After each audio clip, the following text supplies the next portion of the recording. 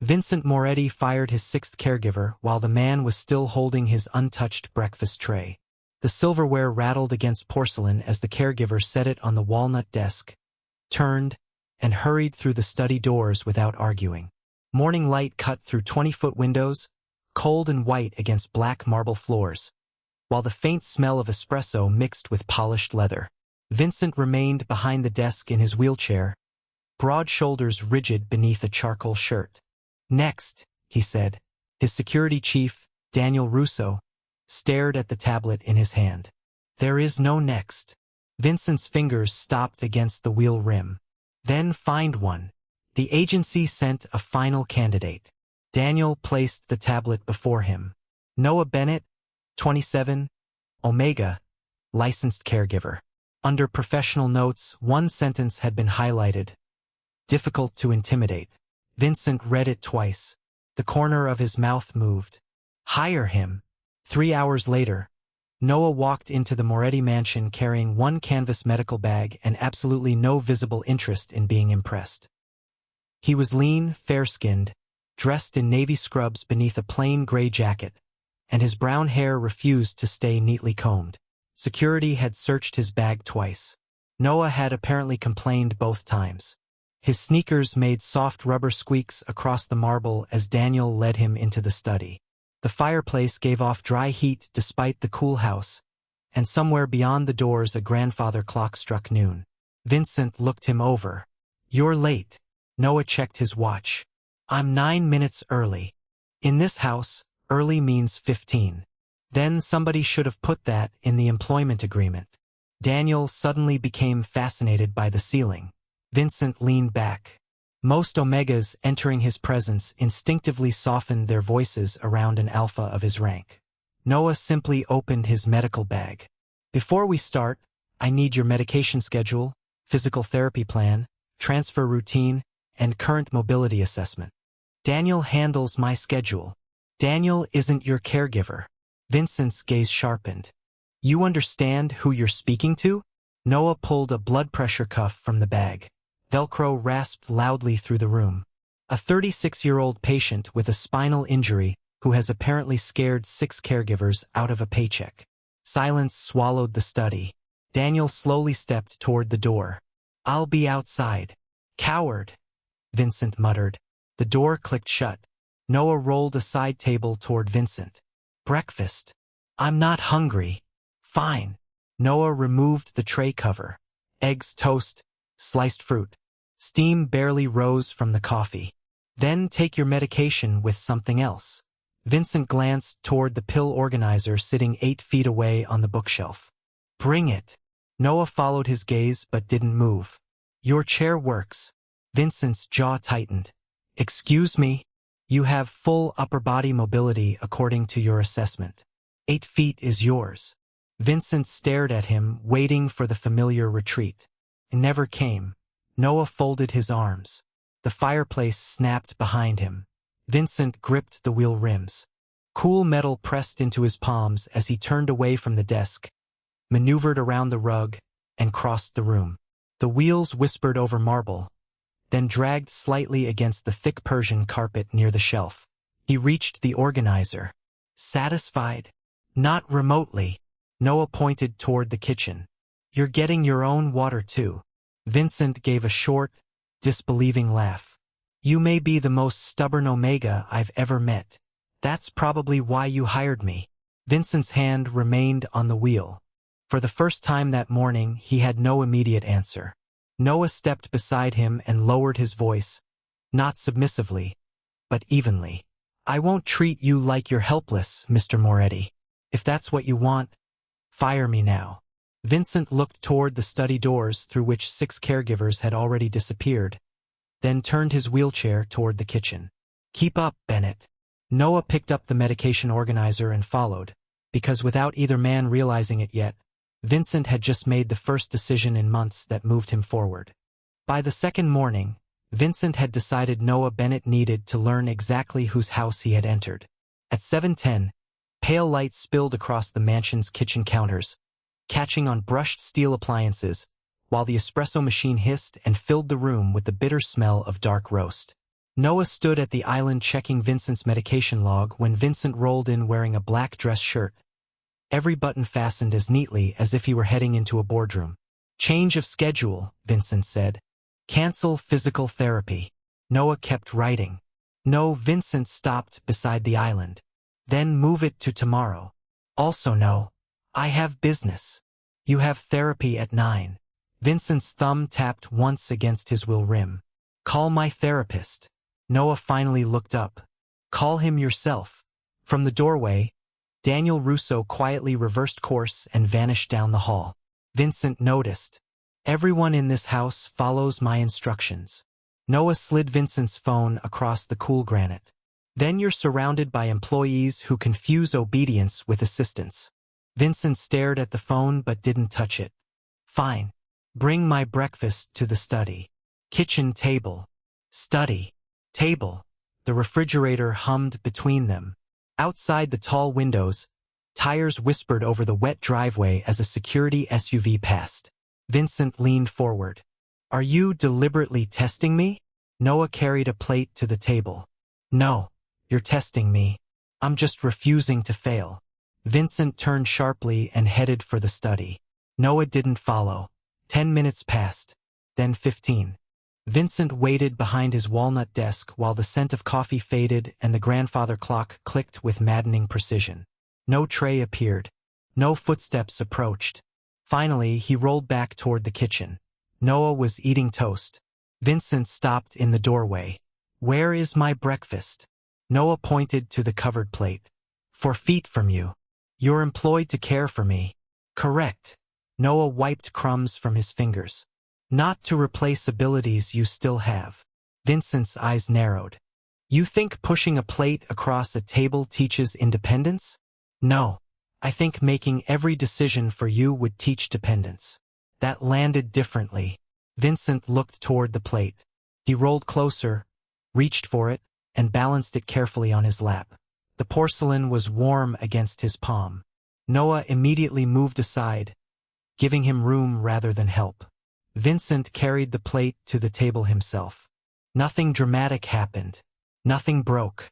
Yet when he set it down, the small ceramic click seemed unnaturally loud. At 9, Vincent entered the private rehabilitation room without being summoned. Rubber flooring softened the sound of his wheels. Disinfectant and clean cotton hung in the warm air. His therapist, Dr. Harris, glanced at Noah. "I thought today might be canceled." "So did I," Vincent said. Noah placed a resistance band on the exercise table. "Mr. Moretti has business afterward." Vincent shot him a look. "Don't sound pleased with yourself. I'll celebrate when you stop trying to fire your own progress." For 40 minutes, Vincent worked through upper body stabilization exercises he had shortened or skipped for weeks. Sweat darkened the collar of his shirt. His palms reddened against the transfer grips. When Dr. Harris offered assistance moving from the therapy bench back into the wheelchair, Vincent automatically looked toward Noah. Noah remained 6 feet away. "Ask if you need help," he said. Vincent's jaw flexed. "I don't." He locked the wheels, positioned his hands, and transferred himself. The movement was slow and imperfect, but he landed securely in the chair. Dr. Harris said nothing. Noah simply handed Vincent a towel. Vincent wiped his face, breathing hard. "New rule, Bennett. I'm listening. You don't decide what I can do." Noah met his eyes. "Agreed. Neither do you, not until you've tried." Vincent looked at the therapy bench, then at his own hands. For months, people had rushed forward before he could fail. Noah was the first person stubborn enough to make him discover where failure actually began. Vincent tossed the towel onto the bench. "Tomorrow, 8:30. Dr. Harris blinked. "Your usual session is 9. Vincent turned toward the door. "I have business at 9:30. Noah followed him into the hall, and this time Vincent didn't order him to keep up. The resistance band snapped from Vincent's hand and struck the padded floor with a flat crack. The rehabilitation room went still except for the low hum of the ventilation system and Vincent's uneven breathing. Warm afternoon light pressed through the blinds in narrow gold bars, catching beads of sweat along his temples. His black t-shirt clung between his shoulder blades. Noah stood beside the parallel bars with a stopwatch in one hand, close enough to help but making no move toward him. Again, Noah said. Vincent stared at the red band lying 6 feet away. We're done. Dr. Harris prescribed 3 sets. I said we're done. Noah clicked off the stopwatch. Then pick up the band and tell me you're choosing to quit. Vincent's head turned slowly. Careful, Bennett. Why? You'll fire me? Noah nudged the band closer with his sneaker. Rubber whispered over the textured flooring. You've been threatening that since breakfast on my first day. Vincent gripped the wheelchair rims and rolled toward him. You have no idea what this feels like. Noah's expression changed, but he didn't retreat. You're right. That answer stopped Vincent faster than an argument would have. Noah crouched, leaving the band on the floor between them. I don't know what it feels like to wake up in your body. I don't know what you lost. And I'm not going to insult you by pretending I do. The room smelled faintly of disinfectant and warm rubber. But I know what I've watched for 3 days. Every time something becomes difficult, someone reaches for you before you can decide whether you're finished. Vincent looked toward the mirrored wall. His wheelchair reflected beneath him, dark metal against bright flooring. Get out. Noah stood. After the 3rd set. That was an order. And this is care. Vincent seized the band himself. He looped it around the fixed support exactly as Dr. Harris had demonstrated, locked his wheels and pulled. His arms shook by the 4th repetition. At 7, his breathing became rough. At 9, the band stretched only halfway. Noah watched the clock instead of Vincent's face. 1 more. Vincent pulled. The band trembled. His shoulders tightened. Then his strength gave and the rubber slackened. Again, Noah said. Vincent's palm struck the wheel rim. I can't. That's different from I'm done. Silence. Vincent reset his grip. His knuckles whitened around the band.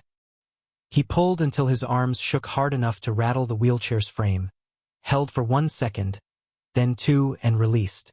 Noah stopped the timer. 10. Vincent bent forward, forearms resting on his thighs. Noah placed a cold water bottle on the nearby bench rather than handing it to him. After several breaths, Vincent rolled over and took it himself. Condensation chilled his palm. He drank half the bottle without speaking. Then his gaze settled on the transfer bench beside the parallel bars. Move it 2 inches farther. Noah glanced at him. That wasn't in today's plan. You wanted me to try. Noah shifted the bench exactly 2 inches.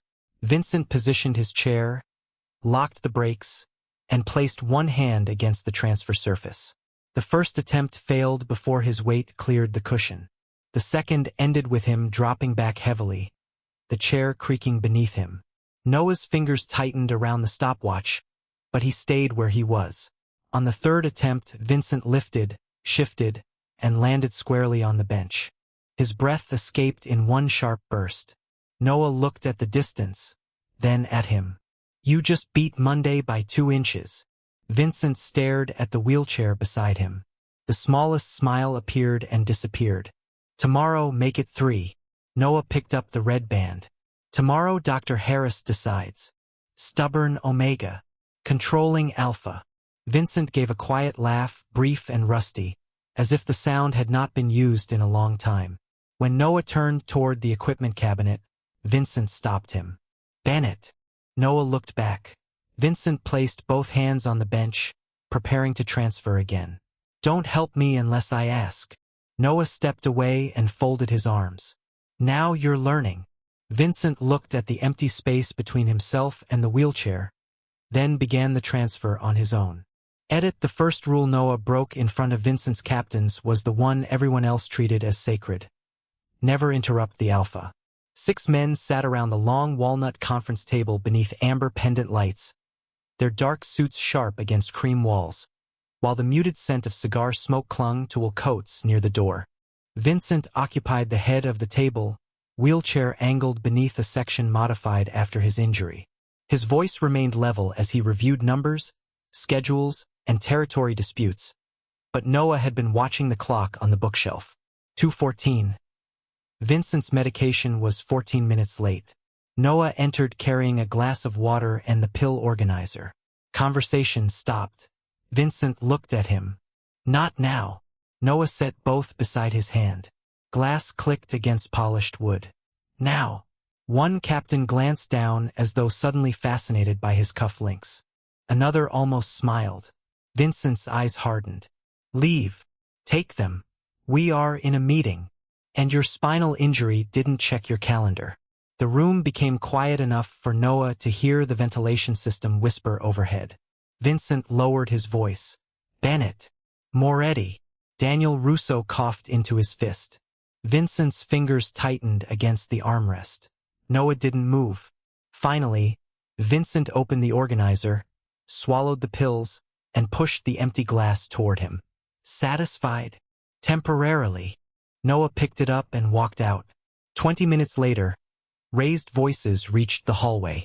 Noah was organizing therapy equipment when Vincent's chair appeared through the study doors, propelled hard enough that the wheels hummed over marble. Daniel followed. Meetings moving downstairs, Vincent said. Noah checked the schedule. Therapy starts in 10 minutes. Cancel it. Noah stared at him. We already did this argument. This isn't breakfast. Vincent gestured toward the staircase corridor. I have 6 people waiting. Then they can wait 45 minutes. Daniel murmured. Noah. No, Vincent rolled closer until barely 3 feet separated them. The air carried his cedar cologne and the faint metallic scent of the chair's warmed rims. You do not interfere with my organization. Noah reached into his pocket, removed Vincent's therapy resistance band, and dropped it across his lap. Red rubber lay against black trousers like a challenge. And your organization doesn't get to interfere with your rehabilitation. Vincent stared at the band. You walked into a room full of men who would never speak to me that way. That sounds like their problem. A chair scraped inside the study. Noah glanced through the open doors and saw every captain watching. He looked back at Vincent. You hired me because I wouldn't be intimidated. Was that true? Or did you just want someone stubborn until it became inconvenient? Vincent's jaw shifted. Then he turned his chair toward the study. Gentlemen. 6 men straightened. We reconvene in 1 hour. Nobody argued. Vincent wheeled past Noah toward the rehabilitation room. Noah stood motionless for half a second before following. Inside, afternoon sunlight warmed the rubber flooring, and the clean smell of disinfectant replaced the stale cigar smoke. Vincent positioned himself beside the transfer bench without waiting for instructions. 3 inches today, he said. Noah locked the bench. Dr. Harris approved 2.5. Then 2.5. Vincent set his palms, transferred, reset, and repeated. His breathing grew heavier. Sweat gathered along his hairline. On the final attempt, his arm trembled and Noah instinctively shifted forward. Vincent looked up. Don't. Noah stopped. Vincent adjusted his hand, pushed again, and completed the transfer. From the doorway came the faint sound of someone stepping backward. One of Vincent's captains had been watching. Vincent noticed him too. Something you need? No, boss. The man disappeared. Noah handed Vincent a towel. They've probably never seen anyone tell you no. Vincent wiped his forehead. Neither have I. You survived. Vincent looked toward the open doorway, then back at Noah.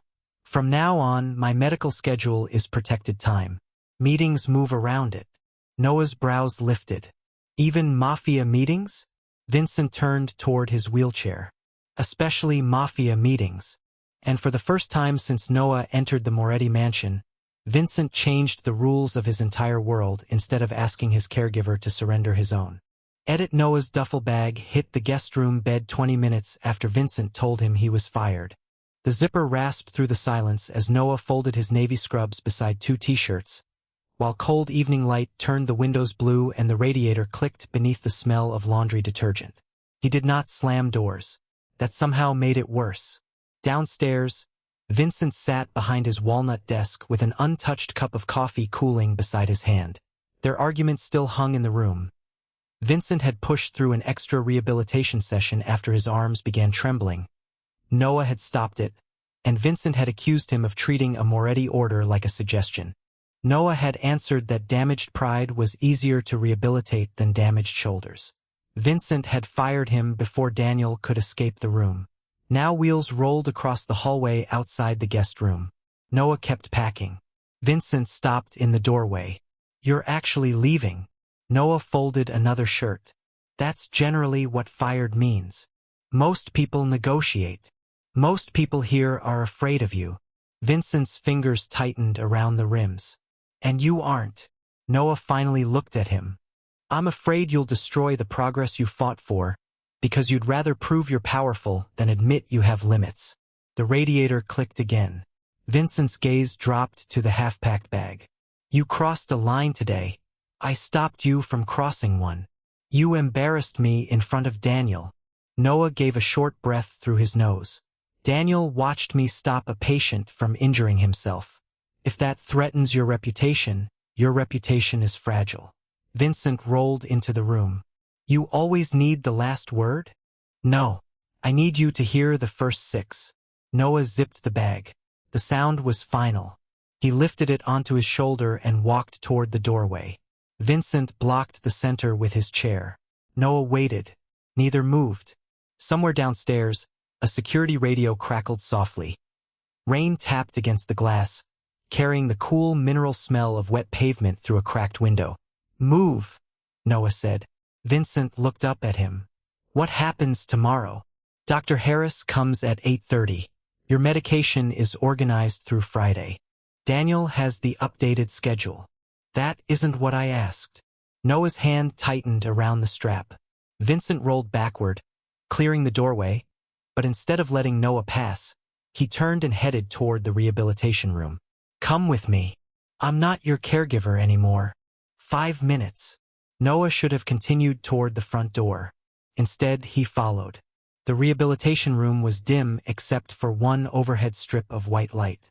Rubber flooring smelled warm and clean beneath them.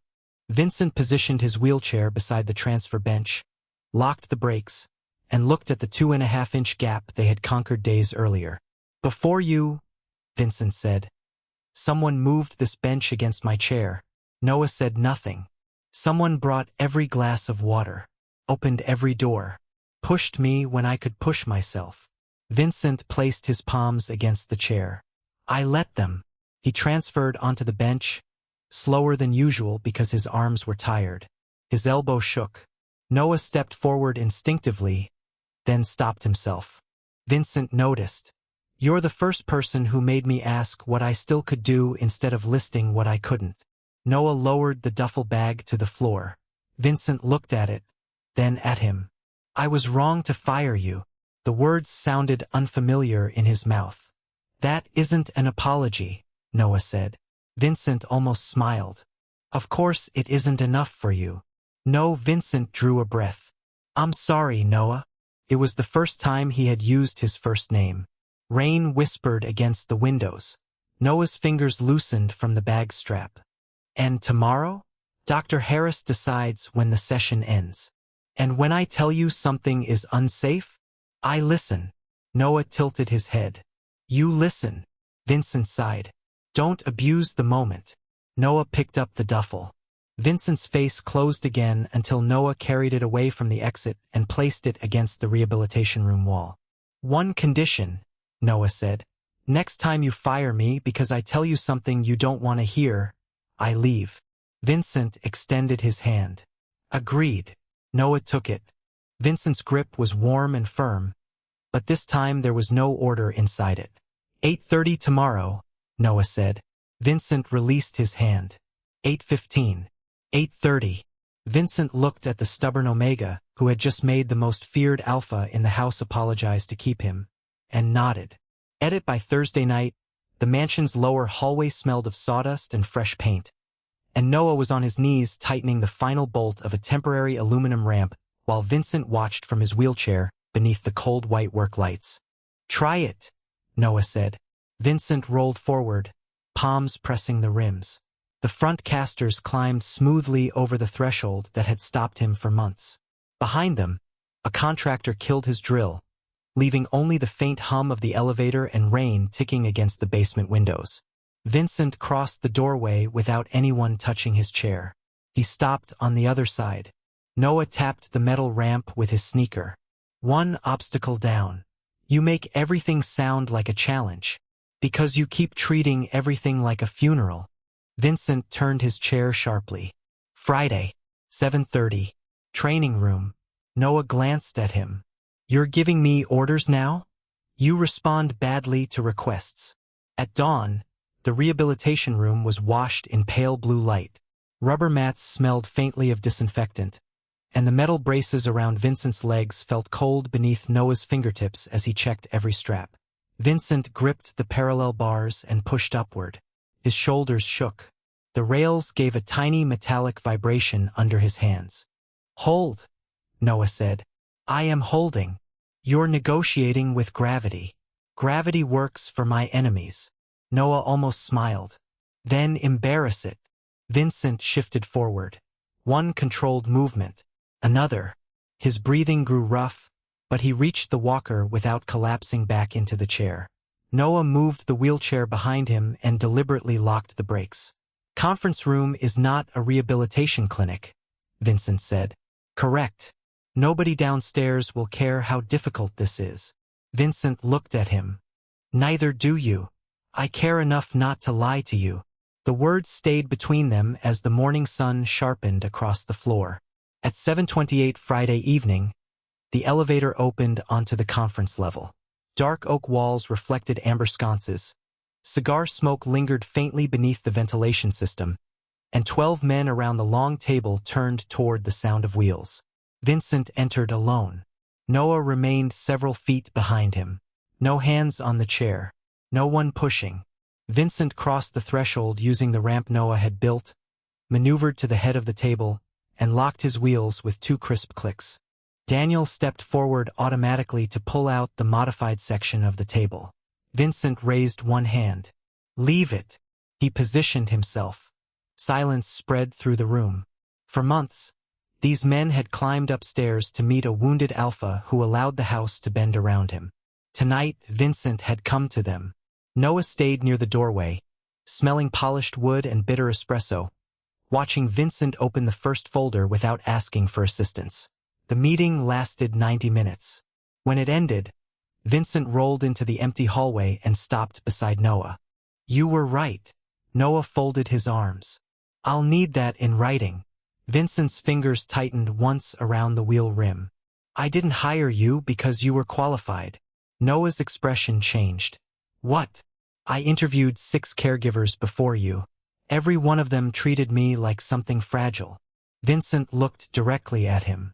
Then you walked into my study, moved my whiskey out of reach, criticized my transfer technique, and told me my attitude was worse than my injury. That sounds like me. I hired you because you were the first person who looked at the chair and still saw me. The elevator chimed behind them, warm light spilling across the floor. Noah said nothing. Vincent rolled closer, stopping inches from him. So I'm changing your contract. Noah's brows drew together. You're firing me?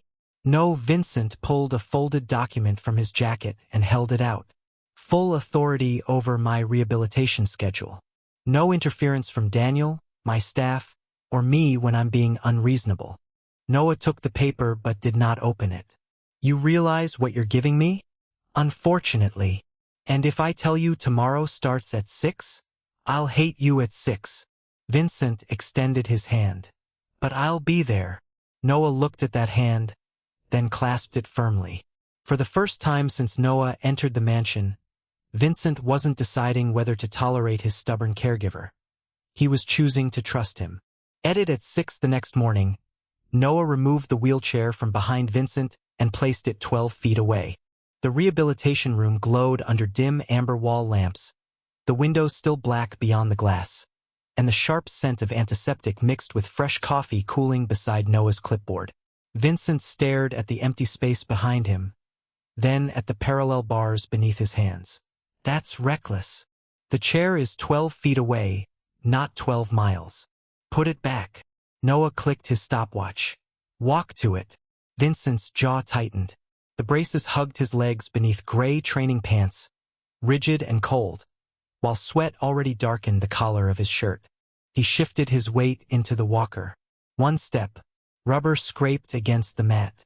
Another, his right knee trembled.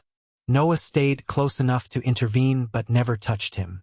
8 feet, Noah said. Stop counting. 7. Noah. 6. Vincent pushed forward again, shoulders shaking under the effort. Halfway across the room, his arm buckled. The walker struck the floor with a metallic crack, and Noah caught Vincent beneath the shoulders before he could fall. For several seconds, neither moved. Vincent's breath came hot and uneven against Noah's sleeve. Put me in the chair. Noah steadied him. No, Vincent lifted his head. That wasn't a request. Neither was my answer.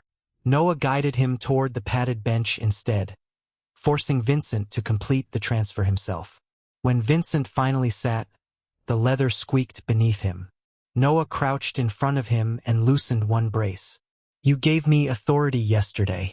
Don't take it back because today hurts. Vincent's fingers curled against the bench. Then the intercom buzzed. Daniel's voice broke through the room. Vincent, we need you downstairs. Now. 10 minutes later, Vincent rolled into the conference room with Noah beside him. Morning light cut through the blinds in hard white stripes, and untouched coffee steamed beside a stack of financial reports. 3 senior men stood instead of sitting. Daniel placed a folder on the table. They want an acting head appointed until you're fully recovered. Vincent did not open the folder. Who is they? No one answered. Noah watched Vincent's thumb press once against the wheel rim. Months earlier, the room would have been summoned upstairs. Weeks earlier, someone would have pushed his chair to the table. Now Vincent unlocked his brakes himself and moved forward. Sit down, he said. Nobody moved. Vincent reached for the folder, tore the proposed authorization sheet cleanly in half, and dropped both pieces onto the polished oak. The ripping paper sounded unnaturally loud. My legs were injured, he said. My authority wasn't. One man glanced toward Daniel. Vincent caught it. If anyone believes this chair makes me incapable of leading, say it while looking at me. Silence. The ventilation system hummed overhead. Noah remained near the wall, arms folded, saying nothing. He didn't need to. Vincent turned toward Daniel. Cancel every meeting outside this house for the next 30 days. Daniel blinked. Why? Because I'm rebuilding my schedule around rehabilitation. The room changed with that sentence. Not rehabilitation squeezed between obligations. Everything else would move around it. Vincent looked toward Noah. 6 every morning? Noah raised an eyebrow. 6 means 6. Then 6. That afternoon, Vincent completed the 12 feet. His walker clicked across the rubber flooring while sunlight burned gold against the mirrors, and the room smelled of warm metal and sweat. 11 feet. 12. His hand reached the wheelchair. Noah stopped the timer. Vincent remained standing. Time? He asked. Noah looked at the display, then slipped the stopwatch into his pocket. Doesn't matter. Vincent gave him a sharp look. Noah stepped closer. Tomorrow we make it 15. Vincent stared at the extra 3 feet of empty floor, then slowly pushed the wheelchair farther away himself. 20. Noah's mouth curved. Vincent met his eyes. You wanted stubborn. He tightened both hands around the walker. Now keep up. Edit 30 days later. Noah placed the walker at the bottom of the mansion's 6-foot conference room ramp and refused to move it another inch. Morning sunlight poured through the tall windows, warming the dark oak floor, while the faint smell of coffee drifted from the room beyond. Vincent sat in his wheelchair at the top of the ramp, dressed in a charcoal suit, his braces hidden beneath the trousers. You're enjoying this, Vincent said. Noah stood beside the handrail, sleeves rolled to his elbows. Immensely. I could fire you. You've threatened that 17 times. You counted. I count everything except excuses. Vincent looked through the open doors. The same senior men who had questioned his authority were already seated around the table. Daniel waited near Vincent's place, but the modified section of the table had been removed at Vincent's request. There would be no ceremony today, no demonstration arranged for applause, just a meeting. Vincent locked his wheelchair, planted both hands on the armrests, and transferred carefully to the walker. Metal clicked softly beneath the low murmur from the conference room. Noah stepped closer but kept his hands at his sides. Vincent straightened. One step carried him down the ramp. Then another. His shoulders tightened beneath the suit jacket. The rubber tips of the walker made measured taps against the polished floor. At the halfway point, his left leg trembled hard enough to rattle the brace. Noah moved instinctively. Vincent raised one hand. "Don't." Noah stopped. Vincent breathed through his nose, shifted his weight, and continued. When he reached the bottom, nobody spoke.